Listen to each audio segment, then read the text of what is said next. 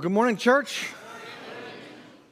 And that song, Singing the Name of Jesus, made me hungry to get to the Gospels in the New Testament. And we're going to get there in January. We're going to be there, and when we get there, it's going to be all the sweeter for this long walk we're doing through the Old Testament. If you don't know, if you're here for the first time, first of all, we're so glad that you're here. I'm Matt. I'm one of the pastors here. We welcome everyone who's online. We are in a series we call Mission 66, and your mission, should you choose to accept it, is to join us in studying all 66 books of the Bible. We're just walking our way through, taking a book a week, and just trying to get an overview, trying to get a taste of that book so we come to an appreciation of the entire Bible. Today, we are on the 20th book, if I counted right, of the Bible. We've been walking our way through. It's the book of Proverbs. If you like the book of Proverbs, let me hear you. All right, we got some fans. I heard this section and these sections, very wise. Does this section not love wisdom too? We'll see. Hopefully by the end. All right, there we go. Hopefully by the end. Okay, so what is the book of Proverbs? It's in a section we refer to, and within the tradition of wisdom literature.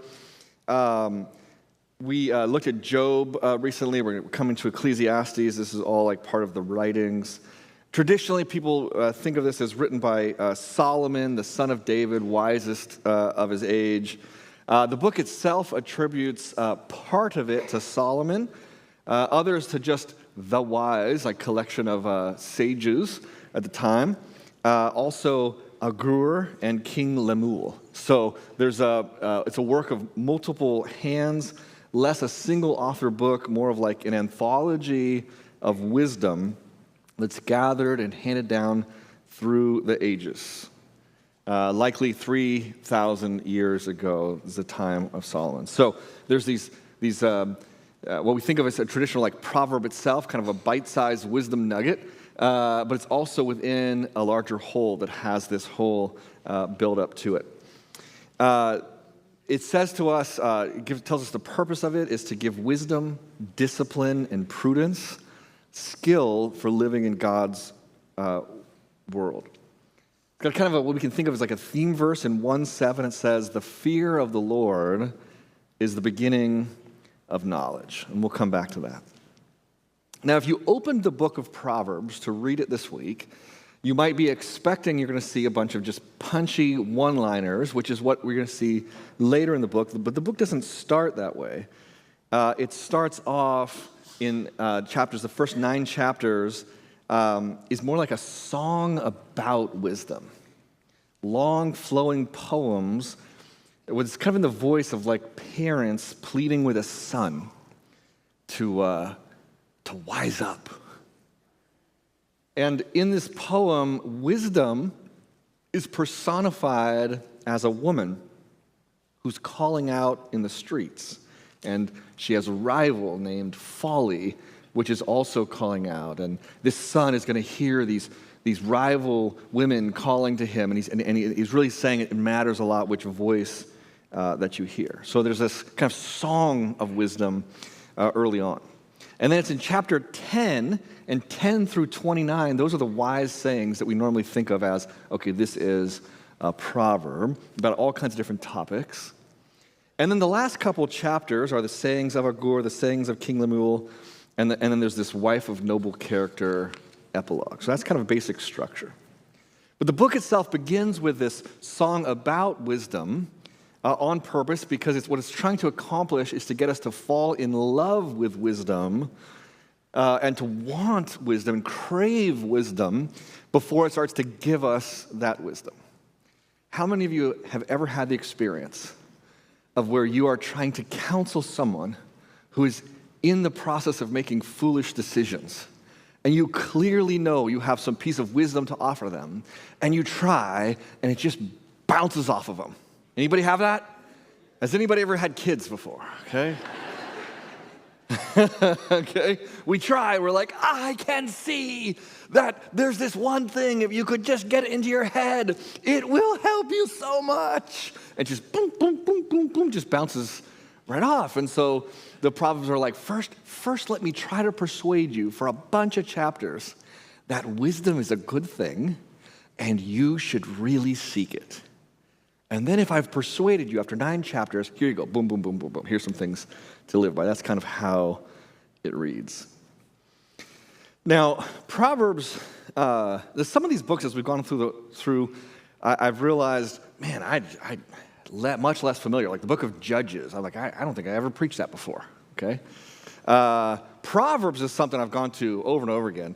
4 years ago, by the way, if you want to go a deeper dive, 4 years ago I did like a 9-week series on Proverbs. I love Proverbs. And the reason I love Proverbs so much is because I have been so foolish so many times. So sermon illustrations just flow quickly. One thing that's come to my mind is when I was dating my wife, Joy, maybe 6 months into dating, I really wanted to impress her. And I'd worked one summer at a Christian camp, and one of the weeks they assigned me to canoe camp. So I spent 4 or 5 days, canoeing with high school kids down the Russian River. Really fun experience. And then after 5 days, I believed that I was now a canoe expert. Okay? So like fast forward a year, I'm not sure, maybe a year and a half, something like that. I have this idea, I will impress her with my mad canoe skills, okay? And I borrow this canoe and scrub it down, and I ask someone for directions of where we can go, and he explains to me where there's this little lake, and he says, do you want me to write that down? No, I got it. That's going to be significant later. I got it. I'm good. Okay. So then we pack up, and I just go, I like have this picnic lunch. It's so sad. I bring a book of poetry. I mean, I'm trying to make this the most romantic time ever, okay? Another thing I didn't realize is when her roommates saw me arrive with a canoe, I had a tiny little Toyota Tercel, like smallest car like Toyota ever made, right? And it's this giant canoe that's like twice as long as it's strapped on top. They saw that and apparently thought, oh, he must be proposing, which also becomes relevant later in the story. Okay. So we drive there, and I drive past the lake the guy gave me directions to. I didn't notice the turnoff. And I'm noticing, oh, it's interesting. This is like a rapidly flowing river that I'm driving by. But then I got to this place that was like still water again. I'm like, oh, this must be the lake. So, okay, we get the canoe, and we load up all the stuff. And she says, do we have to wear life vests? Now, in my training, the answer was yes. But I was like, oh, it'll be fine, which becomes relevant later in the story. And she's like, can I bring my camera? Brand new, just birthday, like expensive SLR camera. Oh, I didn't want to disappoint. And my training, we had these like waterproof jugs, and we couldn't breathe. Like, yeah. So I just throw out all this stuff, and like, yeah, bring your camera, bring stuff, no life vests. Let me put into this place, and we're canoeing. And then the crazy thing is, we found out it wasn't a lake, and we're this still part. But then we kind of go around this corner. Holy smokes! All of a sudden, intense rapids. Like we're like whitewater canoeing, and I'm like, oh, I'll roll with it. We're going. But then there's these branches that completely cover the way. And she's smart, and she just shoots back into the canoe, gets under the branches. But I'm like, ah! And the branches hit me. Canoe flips. She goes under. Lose everything, all the camera, shoes, everything just, flying. Now, I get her, and I'm holding the canoe with one hand, and I hold her head above water. So I like to say I'm the hero of the story. I rescued her, okay? Anyway, lots of chaos happens. At some point her hair's like tangled in thorn bushes. She's lost shoes. We're cold. This is like November, like freezing cold, like Puda Creek. It's like drains from the bottom of Perrias. Anyway, spare the details. Okay, so we arrived back at her apartment, and her roommates apparently were expecting that she was going to be coming in. Hey, look, we're engaged. But she came in, one shoe, freezing cold, shivering, her hair matted with thorns. And her roommates look at me, and they're like, There was just hatred in their eyes. They grab her, they take her in, they close the door on me, like, it was like I was not popular with them. Okay.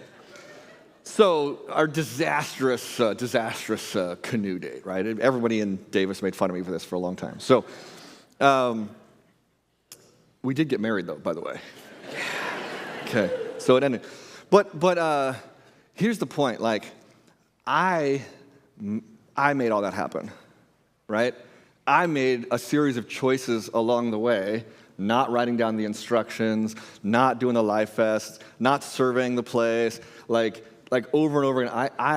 I did those things, and mostly it's like I wasn't listening to advice, right? I just thought, I will make the choices. I know enough, and I didn't. And crazy stuff happened. Nobody, fortunately, drowned, but yeah. But the burden of Proverbs is this, that a lot of our suffering is brought on by ourselves. Not all, okay? Definitely not all. I'm not saying that at all. But a lot.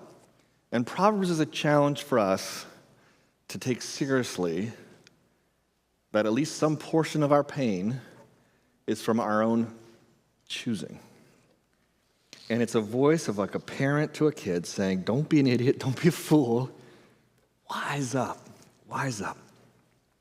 So I mentioned earlier about this competing voices, wisdom and folly. I'm going to give you a taste of it. In Proverbs 1, this is part of that initial song about wisdom. Okay, Proverbs 1, 20 to 21. Out in the open, wisdom calls aloud. She raises her voice in the public square. On top of the wall, she cries out. At the city gate, she makes her speech, right? Wisdom is making her speech to you. But there's also, chapter 9, folly. Folly is an unruly woman. She's simple and knows nothing.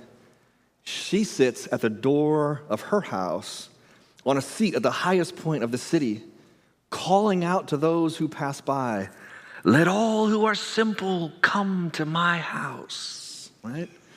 So both are shouting, both are calling out to you. And the first thing that we kind of encounter in this is that foolishness is not about mental faculty. It's not about who's smart and who's dumb. That's not what this is about. Foolishness is a chosen spiritual and relational posture. It's not someone who cannot understand instructions.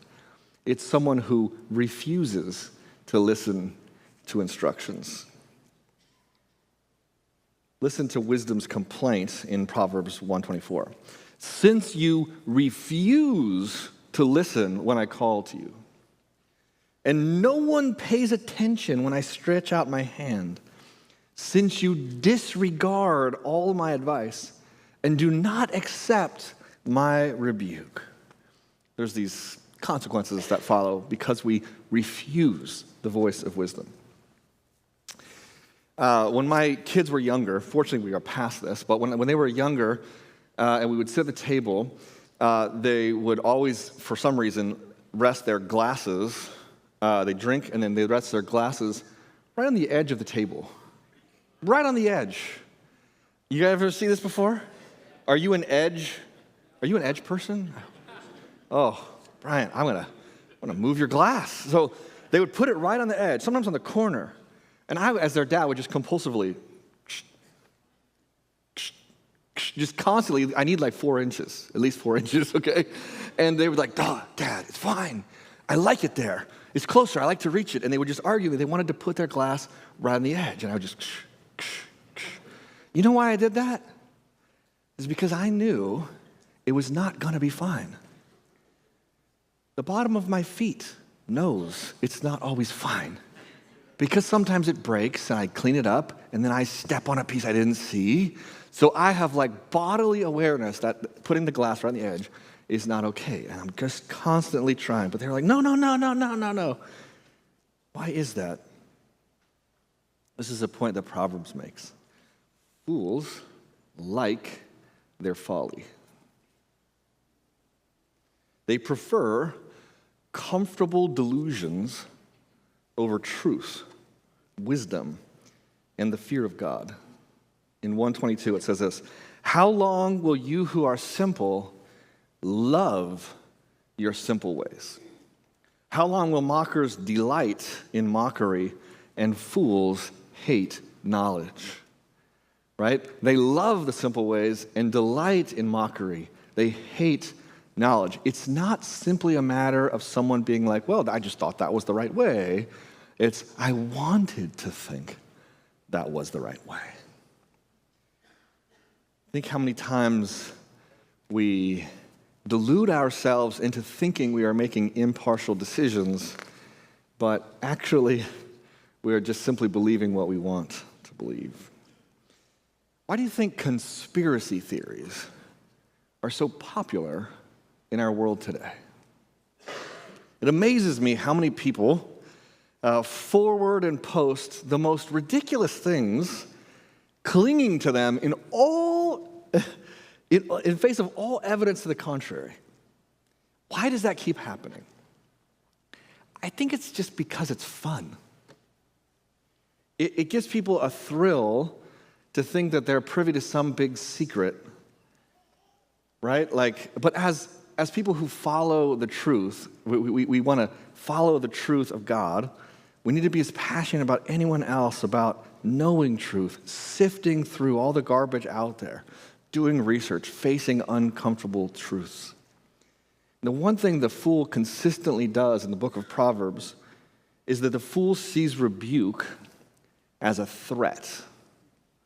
The wise see it as an invitation to a better life. Okay? Over and over again throughout the Proverbs, the fool is just going to reject a hard truth. And the wise are like, oh, thank you. You have given me a doorway into a better life. And Proverbs 1 tells us this, 132, "For the waywardness of the simple will kill them. The complacency of fools will destroy them." Right? In my canoe story, fortunately, we ended up being okay, but I mean, it really could have been the end of us, right? Just because, just of my own foolishness. And Proverbs is warning us that does happen. Sometimes our foolishness leads to destruction. Just last night, my wife and son and I were on a walk on Piedmont, and we saw this big broken down fence thing, and we kind of talked to the neighbors, and just the other night, some car was racing 100 miles an hour down Piedmont and loses control and just crashes right through the back fence, and nobody was seriously injured, but it was an unbelievable, car. And they said, this is the 4th time that our house has been crashed into by people racing on Piedmont. They had one time had a car come into their living room. And these are just choices that people are making that lead to serious problems, right? And Proverbs are I'm warning you, listen before it is too late. The waywardness of the simple will kill them. The complacency of fools will destroy them. I, for many years, was a college, a pastor for college students and grad students at UC Davis. And one of the things that was most common was to give advice about just dating and marriage, and these kinds of things were on people's mind. And this one time, this young woman who was a grad student, she came to me and was way more excited. Just glowing. She was so excited, more just happy than I had seen her. And she was like, hey, this is exciting. She's telling me about this cute guy that she's been dating. And he's attractive, and he's funny, and he has a job, and he's a Christian. He's the perfect guy. And she said, there's just only one problem. He's married.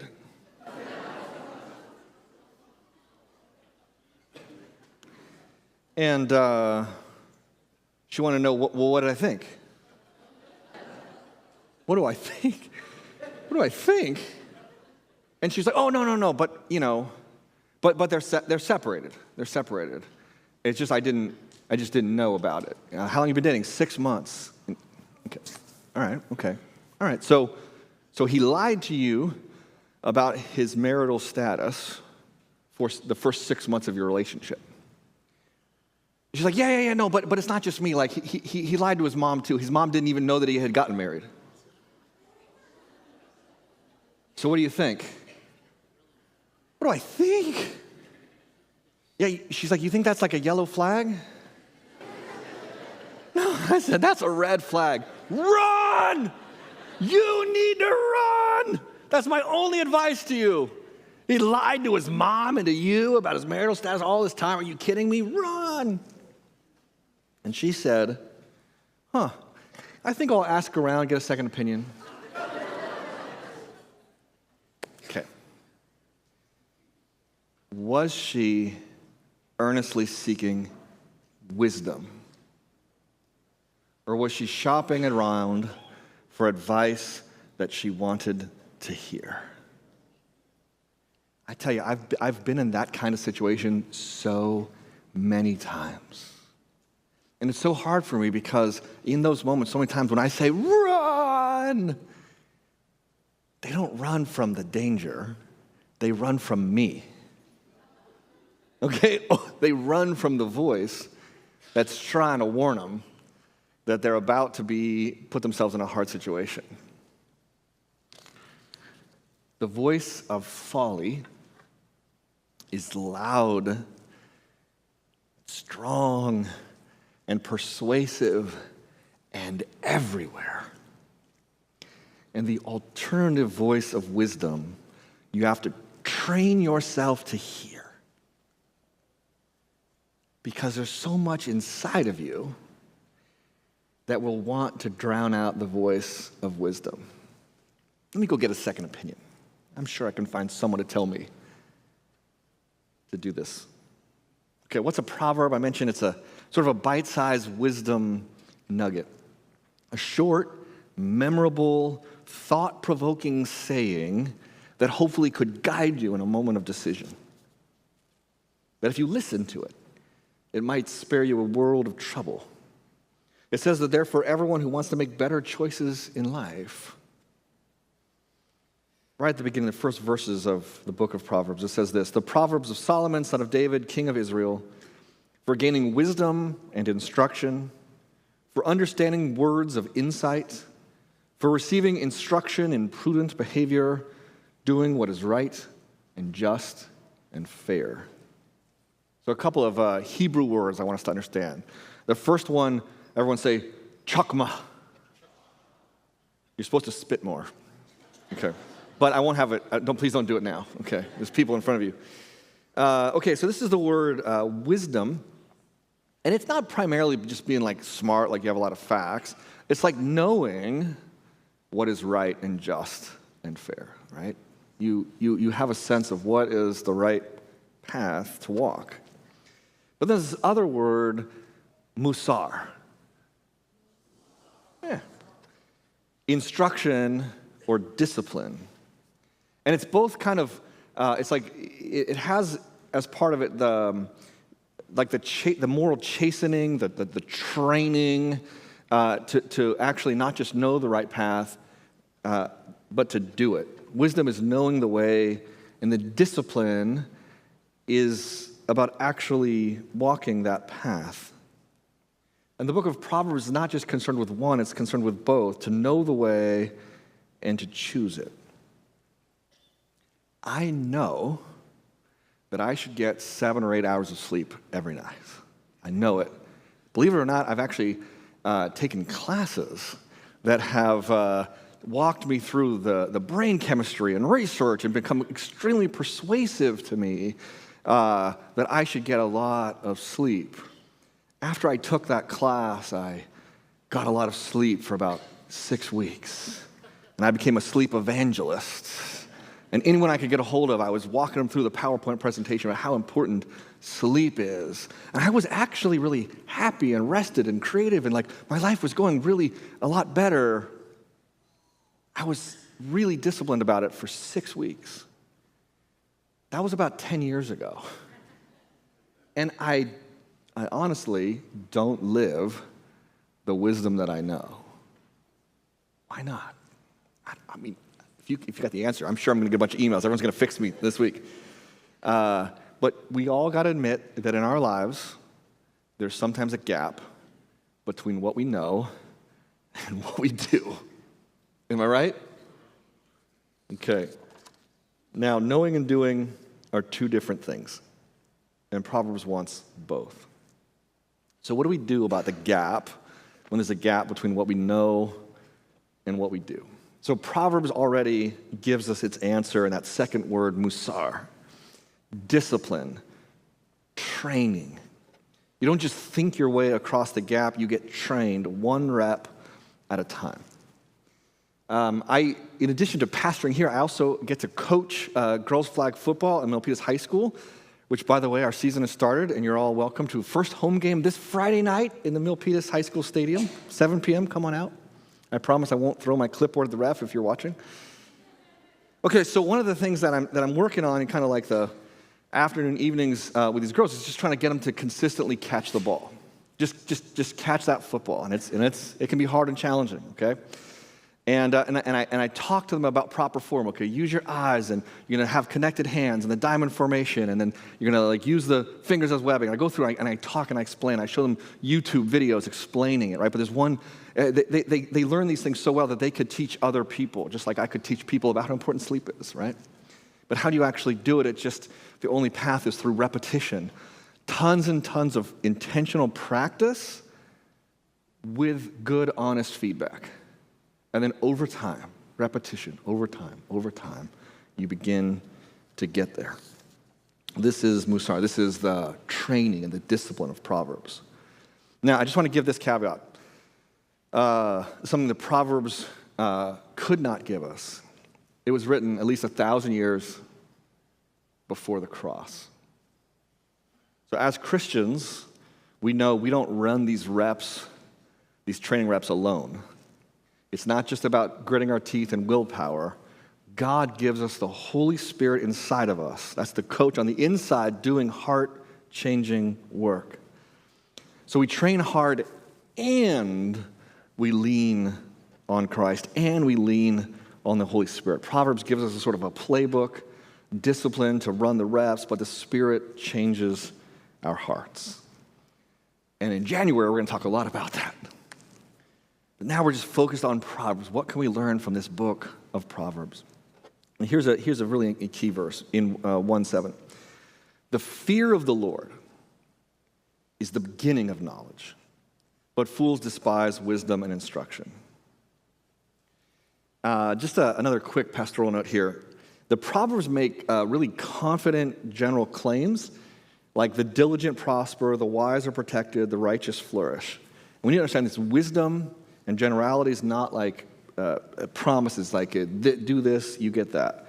If Proverbs is your only book, sometimes you might come to conclusions like, if I do the right thing, everything's always going to go my way. But we have books right next to it, like Job, Ecclesiastes, that call that rule into question. But we still understand these things as general tendencies, general principles. Okay, back to fear of the Lord. Fear of the Lord is like the beginning or the fountain of true knowledge and wisdom for us.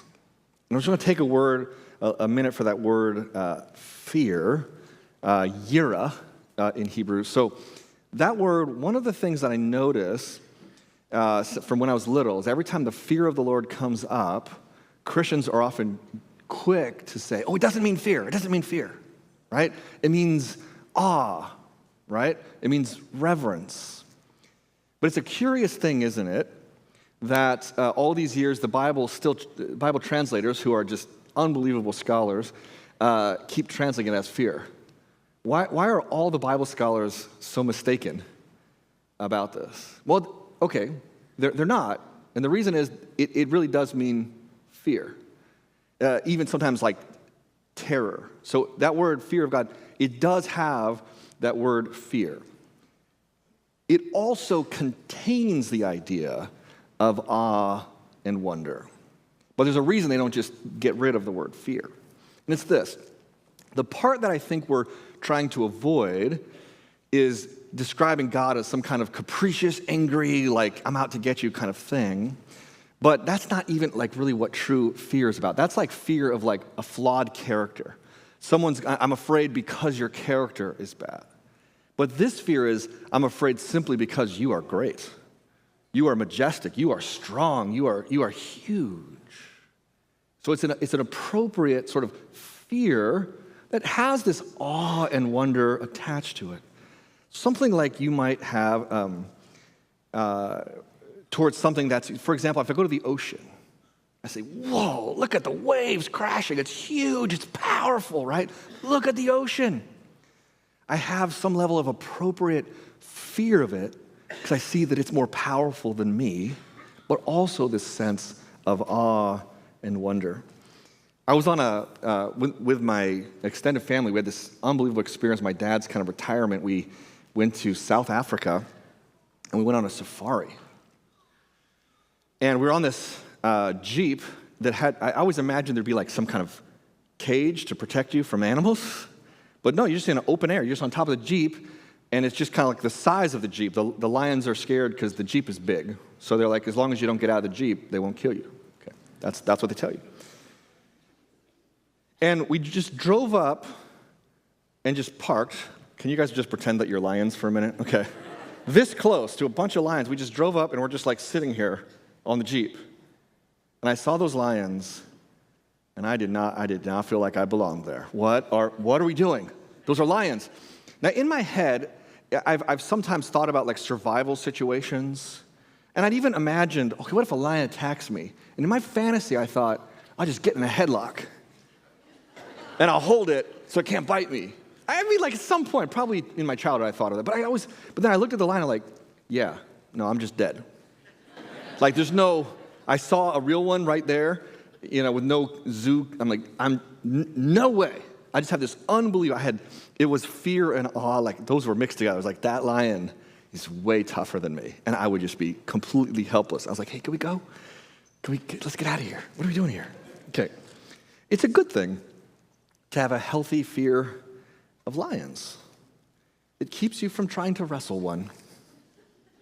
We can have a healthy fear of the ocean, of whitewater rivers. These are good things. Fear influences our decisions, sometimes for the better and sometimes for the worse. Unhealthy fear can be debilitating, but healthy fear keeps us out of trouble. So, here's a couple thoughts for you.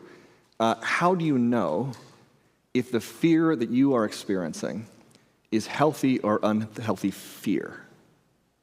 How do you know? Here's 2 questions you can use to ask yourself. First one, is your fear proportional to your danger?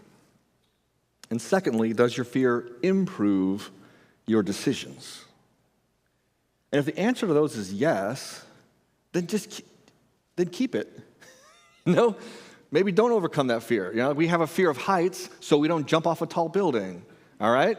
And if we're like, okay, I'm not debilitating at all times, but I'm also not going to stand on the edge of something, right? Like that can be good if it's making good decisions and it's proportional to danger. It's when it's totally out of proportion and it causes us to make worse decisions, to never take any kind of risks. That's where it would be unhealthy fear. When I lived in Florida for a couple years, and there was a lot of snakes there. Okay, a lot of snakes, and one time, our friend Priscilla, some of you guys know Leo and Priscilla, good friends of mine, they came and stayed with us. She's really afraid of snakes. And we had this, early on, we made jokes about it, and then we realized, no, we shouldn't make any, don't, it's not funny. Okay. But my kids and I had this like little wooden snake. It didn't even look real. Okay, it didn't look real at all. It was like a puzzle that fits together. And we decided not to scare her. And we said, we'll just tell her about it, and then we'll show it to her and say, we were going to scare you with this. Okay, we're like, hey, Priscilla, we decided, we know we're smart now. We know you're really scared of snakes. So we have this wooden puzzle, and we're going to just show you, but we're not going to scare you. But we just want to kind of show you this silly little snake puzzle. And we pulled it out. She like sprinted out of the house, right?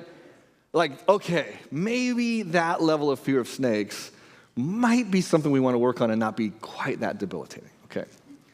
But like that same year, I saw on the news, there was this teenager in the hospital, with this massively swollen face because he thought it would be cool to catch a water moccasin, super poisonous, with his hand and hold it next to his face for a selfie. And it went and bit him.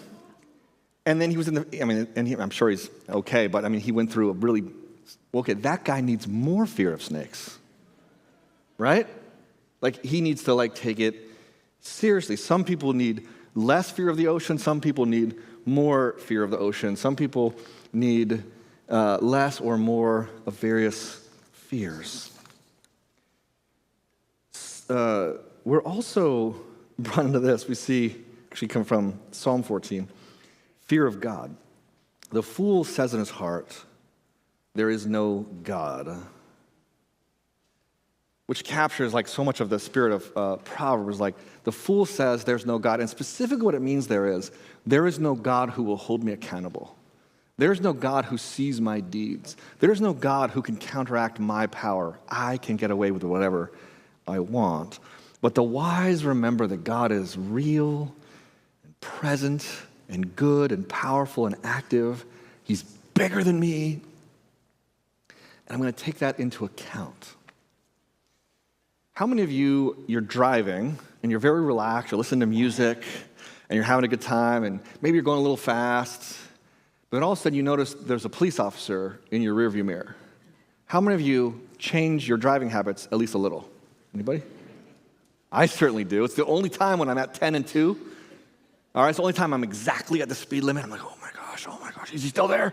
Kids, is he still there? Be my lookouts, You're like, we just suddenly, oh my gosh, one little thing, if I don't do my blinker, I could be held accountable. So now I'm going to remember all of my driving lessons, right? Everything changes when the police are suddenly there. Some of us might get a little loose with our lips and what we say, but if our mother is there listening, we might choose our words more carefully. And the Proverbs ask us, shouldn't awareness of the presence of God have some effect on your life? The fear of the Lord. The Lord will hold me accountable. The Lord is seeing my actions. How could I oppress someone? How could I not pay my worker fairly when the God who made them is watching me? And so the wise take into account the fear of the Lord. But on the other hand, what does the fool want? The fool wants an echo. The fool wants someone that will not correct them. We see in 12:15, the way of fools seems right to them, but the wise listen to advice. Whoever loves discipline loves knowledge, but whoever hates correction is stupid. Now, please don't tell my kids that word's in the Bible. Okay. He who hates correction is stupid. The wise are just eager for advice. Another Matt was a fool story. Okay. I'm working at that Christian camp, Westminster Woods, many years ago, and some other counselors and I, we got a little bit of time off, and we decided, hey, let's, evening, it's kind of sunset time, let's hike up into the woods up to where that cargo net is, up at the ropes course. We'll climb up and we'll hang out in the cargo net, just have a great time, and then we'll look up at the stars. And on our way up there, an older, wiser counselor says, hey, don't forget to bring a flashlight. And we say, yeah, all right, thanks. Did we go back for a flashlight? Of course not, because we're really smart, right? Like, flashlight, give me a break. I'm not going to go all the way back to my cabin for a flashlight. So we go out in the woods, and it kind of looks like this. We're going to be fine. We go out into the woods. But have you ever been in a forest when it's actually completely dark? And it's pitch black. There's a redwood canopy over the top, and then there's kind of some cloud cover coming in from the ocean over that, and there's zero light. That's what happened, and it was all great looking, looking up, and then it was time to go back down, and we couldn't see anything, nothing. And we're walking, and we're bumping into trees, and we're getting all scratched up. And one person, there was a drop about kind of 8 feet, and I don't even know what was below it. And they were like, whoa, everyone stop, And we're we almost kind of walked right off of this drop. I mean, we got to the point where we're we just sat down. We're this is not working. We cannot. We know we got to go downhill, but we can't move. It's so dark. And then eventually, we see off in the distance somebody with a little flashlight. Well, hey, help us. And they came and rescued us. with a flashlight, okay? And fortunately, it wasn't the same person that told us. That would have been really embarrassing. But here's the thing, Proverbs would not call me a fool for not knowing my way through a dark forest. That I would not be considered a fool for that. The Proverbs assume that we're going to struggle, and that sometimes we don't know the way. But Proverbs would call me a fool because someone told me to get a flashlight, and I didn't listen. That's what makes me a fool in the story. Now, all of us are going to have moments like that with competing advice, and we're good at gaming it out. But how do you know how to get good advice? Well, here's a key. Proverbs teaches us, don't choose advice, choose advisors. Okay? You don't shop around and say, hey, what's your advice? What's your advice? What's your advice? Oh, this one is the most pleasant that allows me to do the most foolishness. I choose that. That's really, really foolish. But the wise people say, okay, who among the people that I have access to can I see wisdom demonstrated in their life? They are an anchored, wise person with a history of wise choices. And then how do I draw near to them and then at a moment of choice, listen to them more than to my own selfish self-interest, okay? So you choose wise advisors and then you listen to them. It's been very popular, sort of talent tryout shows have become very popular. And in the early days of the original version of American Idol, I was a big fan. And I would watch these all the time. And essentially, if you've never seen them, essentially there's a few judges. And in the old days, it was Randy Jackson, Simon Cowell, Paula Abdul. And these people would come before them to try out to do this thing. And it would always either be amazing or like unbelievably terrible. And I watched it enough that I started becoming extremely accurate where I could predict before they opened their mouth if they were going to be a good singer or a bad singer. And I feel like I was like 90% accurate on the prediction. And the way I figured out how to predict had nothing to do with them, what they looked like, where they were coming from, none of that. It had to do with who was standing next to them. Because it would always bring someone with them. And when someone was with them and they were just kind of like, hey, man, work hard, do your best, great. Or they're like, hey, let's go through our vocal warm-up, you're like, oh, they're going to be amazing. They're going to be amazing, right? But on the other hand, if I saw a parent with them that kept telling them, oh, you're definitely going to go through. You're the most amazing singer I've ever heard. You've never made a wrong note. You're just a natural. You came out of the womb singing perfect pitch. You are the best. Everyone says so. They're going to suck. Oh, sorry. They're not going to be good, I can tell. And then we would see Simon Cowell look like this. We got a picture. That's what would be his reaction. Okay, he'd be like, what was that? And then people would hate this guy because he would tell them the truth. He'd be like, you're not actually a good singer. You're terrible. And they'd be like, no one has ever told me that before. It's like, okay, well, that's how we got to this moment, right? That's how we got here, right? If we surround ourselves with people just singing our praises, that's what happens. So, Proverbs teaches us this principle. The hard words are the wise words, usually. Proverbs 27:6, wounds from a friend can be trusted, but an enemy multiplies kisses. Do you have a friend that you would trust? We could pull this back up here, please. Do you have a friend that you would trust to wound you? To say a hard thing that hurts to hear, but you're like, I trust your best interest for me so much that I take it as a blessing. And then the other side is, can you be a friend like that? Do you have friends that would trust you that way? That you could give them, hey, this is something you got to hear. And they can take it. Well, the Lord, Proverbs tells us, is that kind of friend to you. If the Lord sends you a hard word, don't resent it. View it as an act of love. He disciplines those that he loves. It means he loves you. He's fighting for you. He sees great potential in you. You're someone worth correcting. And finally this, just to give you a little taste of just some of the different areas once we get into like the individual Proverbs, the wisdom touches everything. Once you become someone who just eagerly wants wisdom in your life, it can affect every area of your life. One whole section of Proverbs. Now, they're not organized like this. They're kind of scattered. But there's a lot of wisdom about words. We see this in 15:4. The soothing tongue is a tree of life, but a perverse tongue crushes the spirit. There's a whole bunch of Proverbs like this that just teaches us that our words matter.